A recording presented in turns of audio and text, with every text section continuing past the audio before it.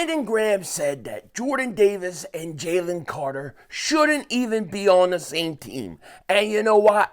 He probably is right. You got the Defensive Rookie of the Year and the most underrated defensive player in the National Football League.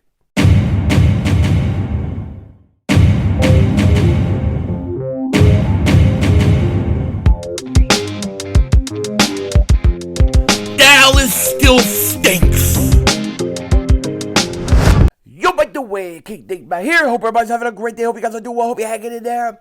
You know, there's a lot of talk about the Eagles' defensive players and what this guy does, what that guy does. We have heard that this guy's a bust, that guy's no good, this guy's old. But nobody seems to want to talk about the most underrated defensive player in the National Football League, and that is one Jordan Davis. And when you combine him with the Defensive Rookie of the Year, you have the heart of your defense right there. Now, before we get into all of it, if you're new to the channel and you like the content, make sure you hit that like button. More importantly, make sure you subscribe to the most censored, the most throttled, Eagles content creator in all of the internet. If you've been subscribed for a while, I just want to thank you so much for all the support you give to me. It truly means a lot.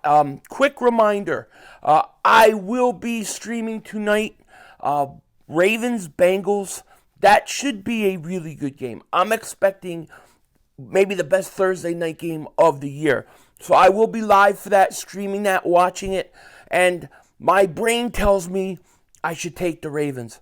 But I just keep feeling like I might have to do a parlay, do the Bengals and the over. I'm thinking take the Bengals money line to win straight up. I might have to do it. We'll see. Now, this game Monday, this game versus the Chiefs is a huge game. It's a huge, gigantic game for the Eagles. It's a game we have all been talking about. We have all been thinking about. We all want revenge on the Kansas City Chiefs. We want revenge. However, as big of a game this is, and it is a big game, and we definitely want to win it, and it's a statement game. I think whoever wins this game quarterback-wise is probably your MVP leader, okay? This is a huge game. But we also have to keep this game somewhat in perspective, okay? For personal reasons of revenge, we want this game as a way to say, listen, we are clearly the best team and nobody in the league can beat us. You want to beat this team. Because I tell you right now, if the Eagles beat the Chiefs, there is not another team in the league that I worry about. I'm not worried about anybody. The Chiefs are the team we've got to beat, okay? And, you know, losing that Super Bowl is hard. One more series, man, we win that game, you know, but it didn't work out that way. So this is a huge game. And I'm sure the players want revenge. They have talked about it. The players are going to be up for this game. It's going to be a giant game. There's no question about it. However, it's not the end-all, be-alls. You know, we got to keep it in perspective. At the end of the day, this is a AFC conference team we're playing. So this is an out-of-conference game.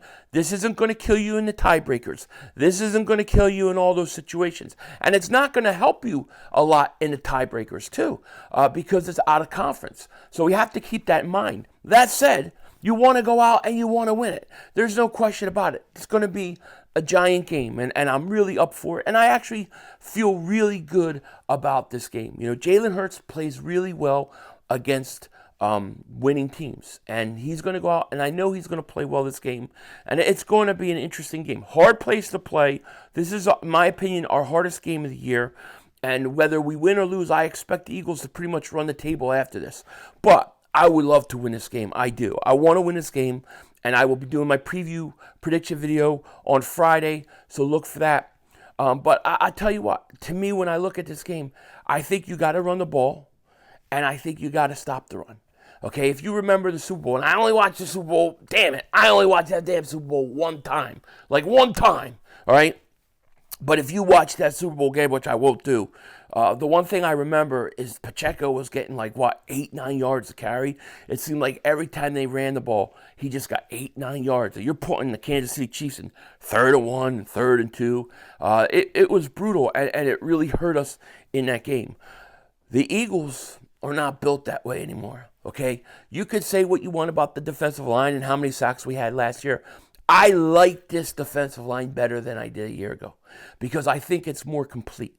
Okay, Josh Sweat is having another great year. Hassan Reddick, another great years. Yeah, Brandon Graham's statistics may be down a little bit, but you could always count on BG to come up big when it matters most. Where I really like this team and the defensive line is the interior. Jordan Davis and Jalen Carter. We know what we have in Jalen Carter. You have the Defensive Rookie of the Year, kid with 4 sacks. He's just wowed everybody. He has wowed everybody, including teammates.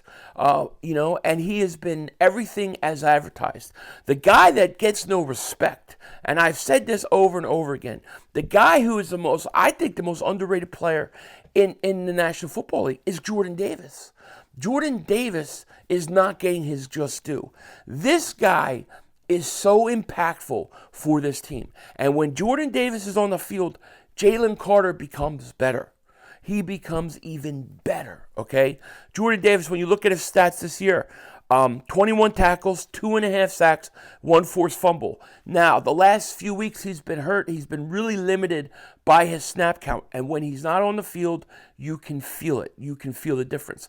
Do you remember how last year all these people, especially Cowboy fans, especially Marco, do you remember all these guys were saying Jordan Davis a bust? Jordan Davis isn't that good. Jordan Davis this, Jordan Davis that.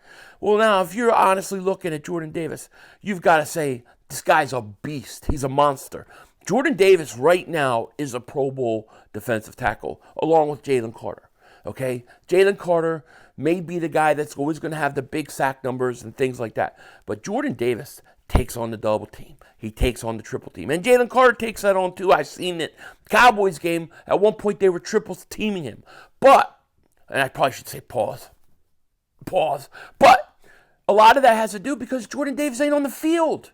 Jordan Davis was barely on the field versus Dallas, okay? And when he's on the field, he stops the run. The Eagles haven't given up any yards on the run. They're amazing against the run. What are you doing, cat? Come here. All right, guys, want to see the father of all the kitties I have? Here he is right here. This is Dante. Hey, say hello. Say hello. This is the daddy of all the kittens. 100% ragdoll right there. What's up, buddy? You okay? Mwah. Go play. That's the daddy. I just thought I'd show you since he's around. He's never usually around. But, what was I saying? Jordan Davis. Jordan Davis is so underrated, it's not even funny. And, I was reading something, and this made me want to do a video on this, because Brandon Graham and, Fletcher Cox, they're talking about Jalen Carter and Jordan Davis. And Brandon Graham came out and he said, they shouldn't even be on the same team. It's absolutely ridiculous. Here's what Brandon Graham said. He goes, I tell them boys, Carter and Davis, keep feeding off each other, keep motivating each other, bring each other along, and follow the right one, said Graham. Like I told them, they should be commanding a lot of money, and they shouldn't be on the same team. But General Manager Howie is a magician. He made it work. And he's absolutely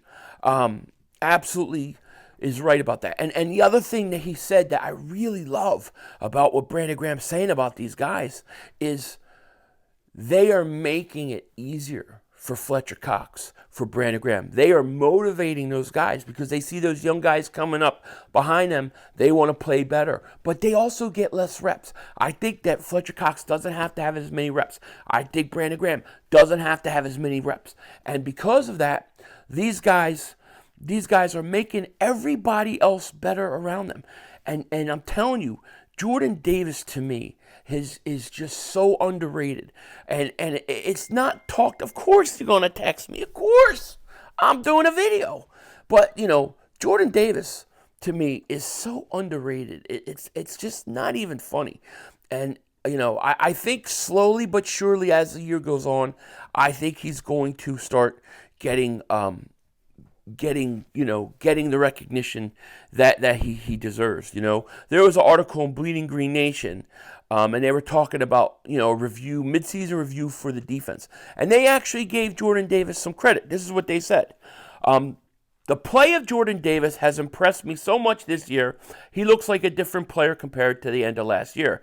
And the coaches deserve credit for developing him as well as Jalen Carter and Milton Williams. We can't forget about Milton Williams.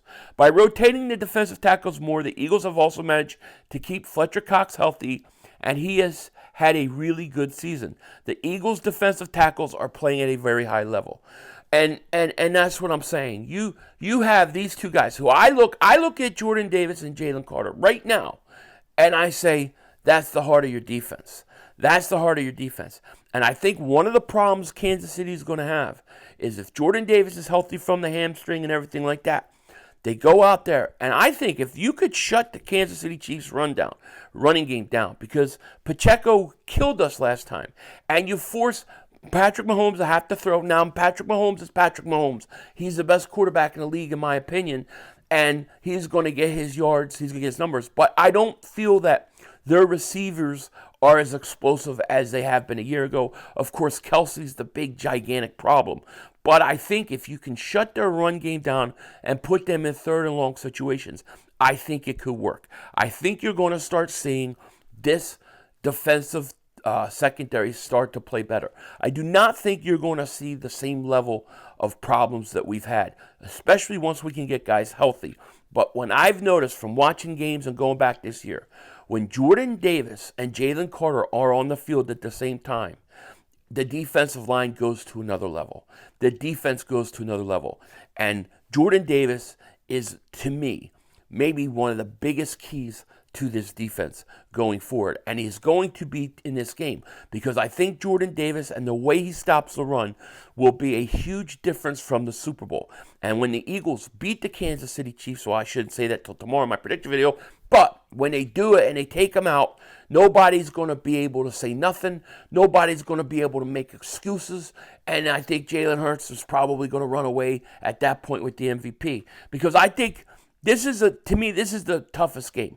I think they beat Buffalo, they beat San Francisco, they beat Dallas, they beat Seattle, and they finished the 3 out. So I think if they win this game, they legitimately can run the table. It's going to be really interesting. Anyways, I think that it was great to see that some of the players on the team give Jordan Davis some credit because he definitely, in my opinion, is the most underrated player in the National Football League, especially on the defensive side. And yes, I said it, most underrated. And you're saying, why are you saying most underrated? That's why. That's why he's the most underrated, because you had to ask if he is. He definitely is. With that said, take care. Talk to you later. I will see you guys for football tonight. Should be a lot of fun. Take care. Talk to you later. Don't be a dingbat. And remember, it's Howie Vision, baby. We're all just living in it.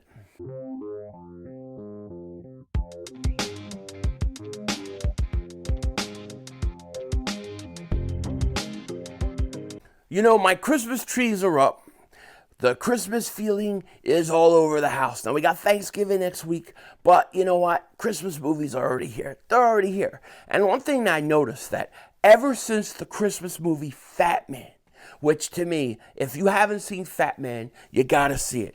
It's absolutely awesome. It's about this rich kid who's a spoiled brat who gets coal in his stockings from Santa. So he hires an assassin to kill Santa Claus. Absolutely hilarious. But ever since that Christmas movie and that type of movie came out, now you're getting all these like violent Christmas movies. You know what I mean? Like you got Violent Night last year, which was very entertaining. This year there's one called, I think it's called Silent Night. And it's like all these like violent, die-hard type movies for Christmas.